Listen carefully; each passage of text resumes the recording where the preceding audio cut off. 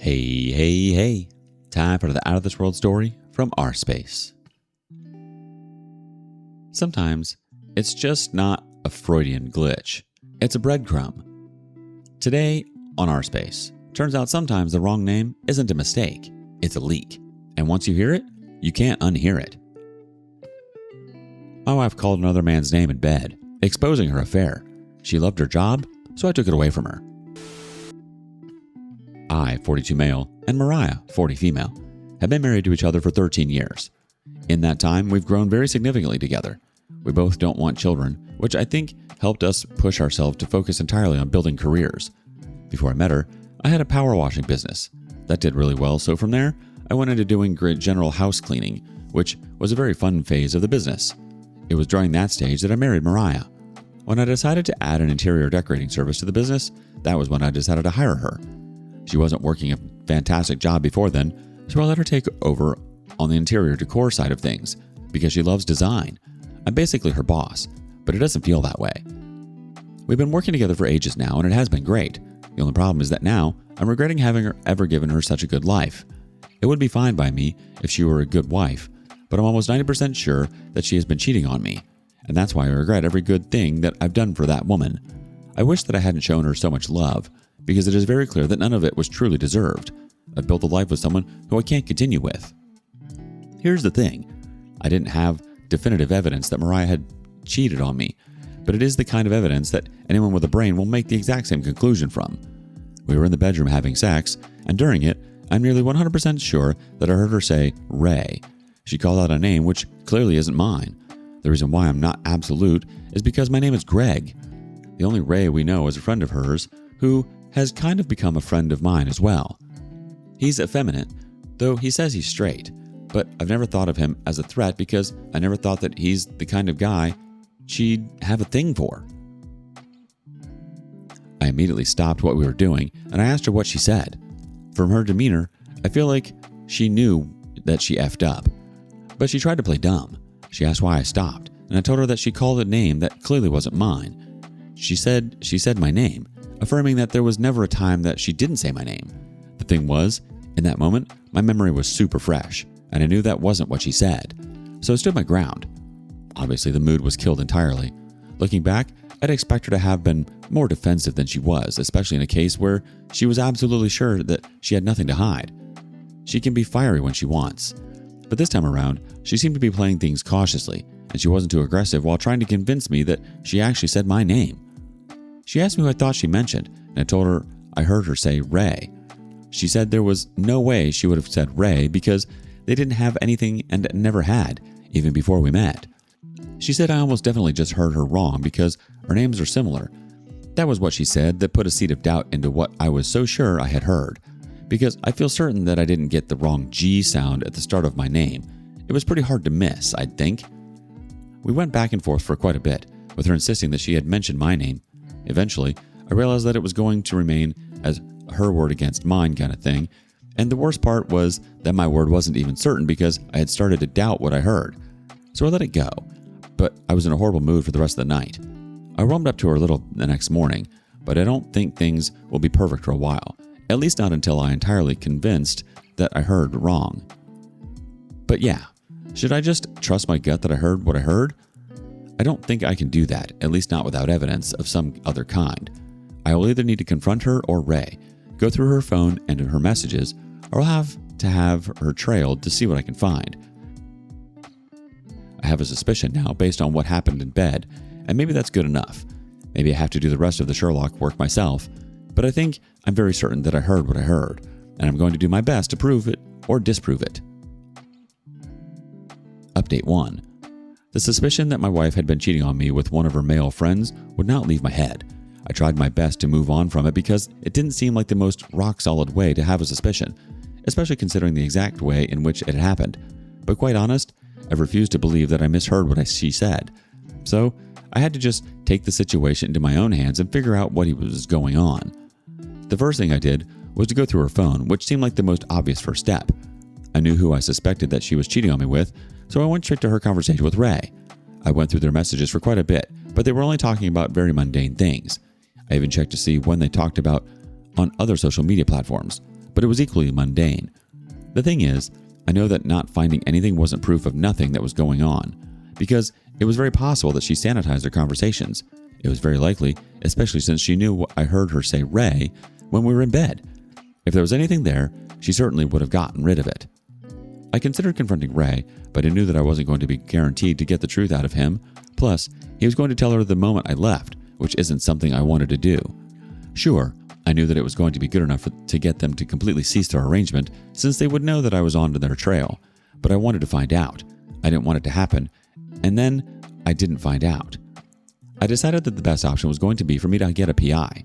The only problem was that I had no idea how often these people were sleeping with one another, and as much as there is a thriving business, I really didn't want to have to pay a PI to stalk them for the entirety of a month. It wouldn't make any financial sense. Instead, I had to be strategic with how I had her tailed. So the way that I did that was to focus on weekends. Because we work in the same place, it is pretty hard for her to just vanish after work. I know that she'll be going somewhere after work because she usually brings her car to work too, instead of both of us riding together. So the plan was that on those days, I was going to send the PI a message to let him know I needed his services after working hours. That system actually worked pretty well because it covered the only hours that she would actually be able to get things done. What I told myself was that I was willing to put down money for a full month of her having her tailed, but the moment that month elapsed and the PI didn't find anything out, I would give up and just assume that I heard the wrong thing that day. Well, here's the funny part. That full month passed and I was down a few thousand. There was nothing to report. That was when I started to think that she might have pulled away from Ray because of her slip-up in bed. Again, that was something I wouldn't be able to prove. I wasn't ready to go an entire new month of the PI trailing her, so instead, I was going to give it one last shot. I told Mariah that I planned to go and see a friend who was doing business a few cities away. I was going to do that over the weekend, when it would be most convenient for her to cheat on me, and I was going to be gone for the entire day, which is going to have her the perfect chance to do whatever she wanted to do. I paid the PI for that entire day because I wanted to make sure that he didn't miss anything. She didn't suspect anything, so off I went on my fake trip.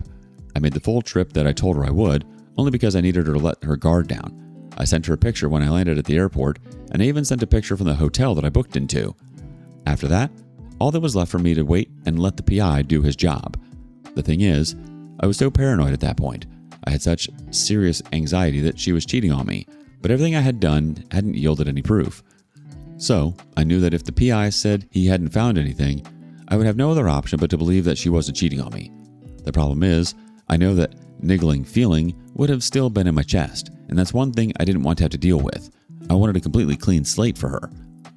I had fun on that day, though it was hard for me to completely take my mind off of the fact that she might have been cheating on me at all those moments. Eventually, the next day came and I went back home. I had to find an excuse to leave work so that I could go and visit the PI. When I got there, the first thing he did was slide an envelope over to me, and I could tell there were pictures inside. My heart really couldn't take it because I already knew that was pretty much confirmation. I opened the envelope, and the pictures inside were pictures of Mariah and Ray outside an apartment complex, which I think is where he lives. I've been there before, but it has been so long that I can't remember what it looks like. They went inside, and they were there until early the next morning. Around 5 a.m., she left his place. I was meant to get back at 8 a.m., so it made sense that she had to get back home early. If it wasn't enough that she slept over his place, which is obviously behavior that shouldn't be happening for a married woman and a man who claims to be straight, the fact that they shared a quick kiss before she got into her car was the proof I needed. It was a strange feeling. I felt like my heart was beating so fast I was going to get hurt. But at the same time, I felt a little bit of relief, knowing that I finally had the truth and I wasn't actually crazy. I thanked the PI for his work and left the place. I decided to have a casual conversation with her later that day to figure out what she had been up to when I wasn't there. She claimed she just binge-watched a show on Netflix, ordered food, and had a nice time home by herself. Obviously, her story was that she spent the entire day at home, which wasn't what the photos said, so it was obvious that she was a liar. If I had even thought that there was an explanation for her sleeping over at Ray's house, it was gone in that moment. Because I had an F-ton of assets to protect, I had to hold back against the urge to get her right away. It took all the power in my soul not to confront her right then and there. I have a lot of money that needs to be moved around and a lot of work that needs to be done to save my own butt. I got a recommendation from my lawyer, and the new guy is fantastic at his job. He knows how to get sleazy, which is what I'm going to do. The last thing I want is for Mariah to end up taking a fat chunk of everything I've spent my life working for. I'd rather die than let things happen that easily. The name wasn't the betrayal. The overnight stay was. The 5 a.m. exit was. The kiss goodbye was. And then the Netflix lie? That was the part where she looked you in the eye and decided you were gullible enough to swallow it. You spent the month thinking you might be crazy. She spent the same time knowing exactly what she was doing. The difference is, you were losing sleep and thousands of dollars. She was scheduling sleepovers. Update 2. I've confronted Mariah about her affair. You can read my last post to catch up on exactly what I found out. Everything had been sorted out with my lawyer, and he gave me the green light to go ahead. So I did.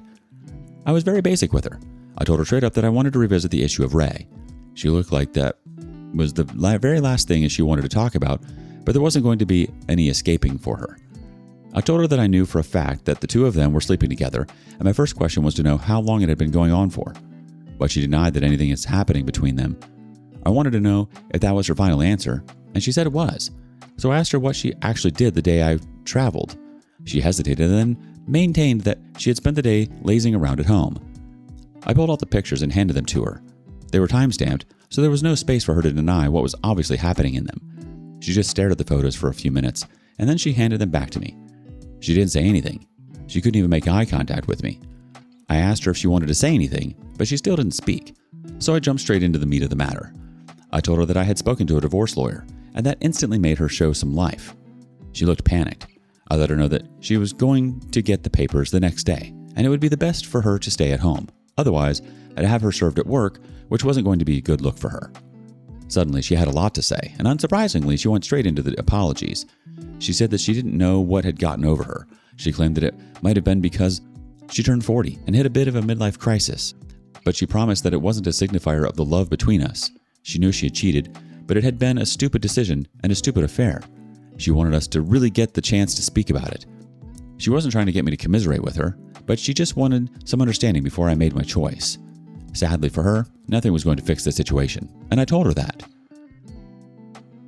It was bad enough that she had cheated on me, but she did it with someone who I had known for ages, someone who I had learned to trust, despite the fact that I normally wouldn't have trusted anyone to have a male friend that close. On top of that, she had lied to me numerous times throughout the whole thing, stating from the night that my suspicions were awakened. I told her that if I had chose to stick with her, it wouldn't be a fantastic experience. She wasn't going to have a good time if I did. She started to cry. She told me that she would let me cheat back and that she would cut off Ray. She said I was more important to her than he was, and she knew that the only way forward was to let go of him entirely. It also seemed that she felt that giving me a chance to get my lick back would fix everything, but I'm not shallow. I told her that there wasn't anything in the universe that could save our marriage at that point. She started to cry.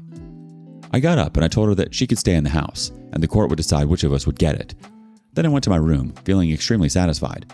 I actually slept like a baby, because all that energy that I had been holding on for who knows how long had finally all been let loose.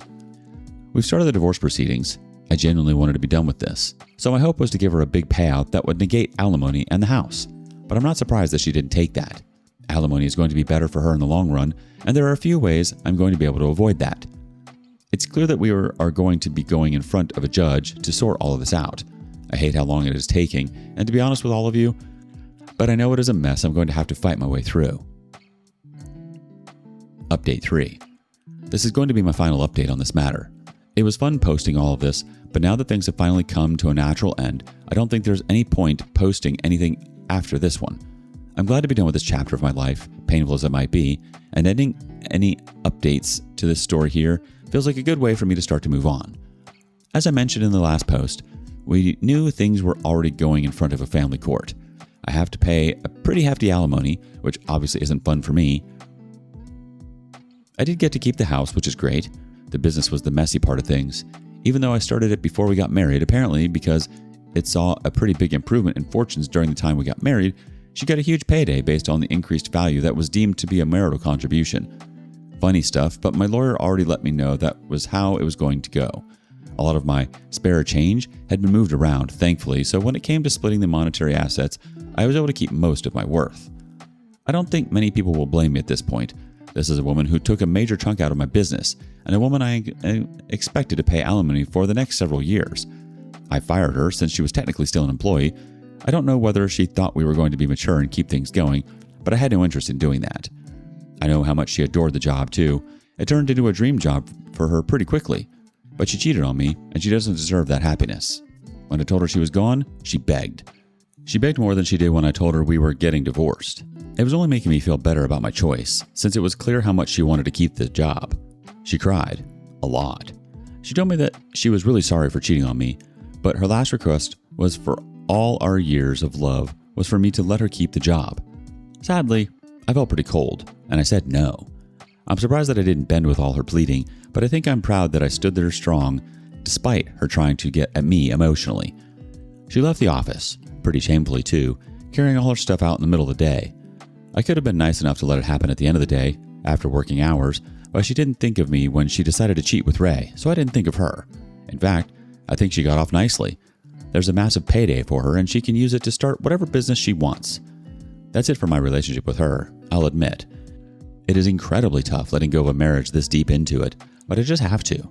I can't be a fool and let myself sit around in a useless partnership. It means nothing if she can cheat on me.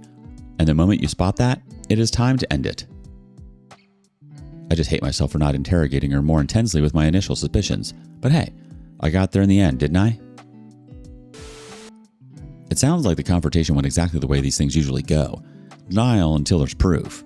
Silence when the proof is undeniable. Then panic, apologies, and promises once the consequences become real. None of that changes what she did, and it doesn't undo the lying. By the time you were putting those photos on the table, the trust was already gone. At that point, divorce was the logical next step for you, and firing her was inevitable. Once someone blows up your marriage, the idea of you going to sit across from them on Monday morning reviewing fabric samples like nothing happened is fantasy.